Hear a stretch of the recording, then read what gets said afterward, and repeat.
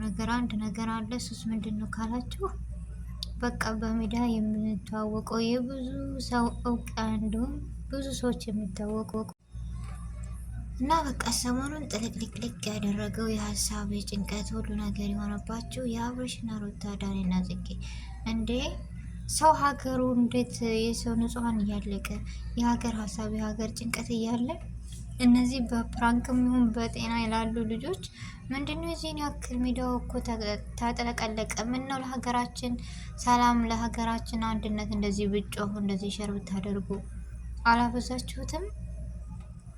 ማለት ስንት ሀሳብ አለብን። አሁን ሀገራችን ጭንቀት፣ ሀገራችን ሀሳብ፣ መንገድ ተዘግቶ ቤተሰቦቻችን ተጨናንቀው እያሉ የጥይት ማት እየወረደባቸው እኛስ በሰው ሀገር መቼም።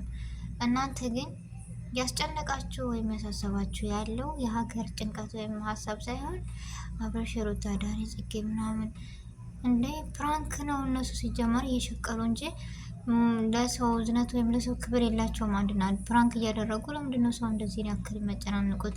እና ደግሞ የሰው ልጅ ለሰው ልጅ ክብር ሲኖረው ነው ሁልጊዜ ዳኒና ጽጌ አብርሽና ሩታ የእውነትም ከሆነ ፈጣሪ ይድረስላቸው ነው የምለው።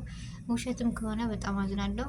ምክንያቱም ለሰው ሰው ክብር ሲኖረው ነው እንደዚህ እያደረጉ ፕራንክ እያደረጉ ምናምን ምንም እንዳሸቀላ ቢሆንም እውነተኛ ነገር ቢሰሩበት ደስ ይላል። ወይም አስተማሪ ነገር ነው የምለው ውድ ቤተሰቦች እና አታብዙት። ለሀገራችሁ ድምጽ ሆኑ፣ ለሀገራችሁ ዶሮ አድርጉ፣ ጸሎት አድርጉ። እነሱ ተፋቱ፣ ተለያዩ፣ ምን ሆኑ የማትገቡበት የለም እኮ በቃ ሚዲያ ላይ በየቦታው ስገባ የእነሱ ስም ነው።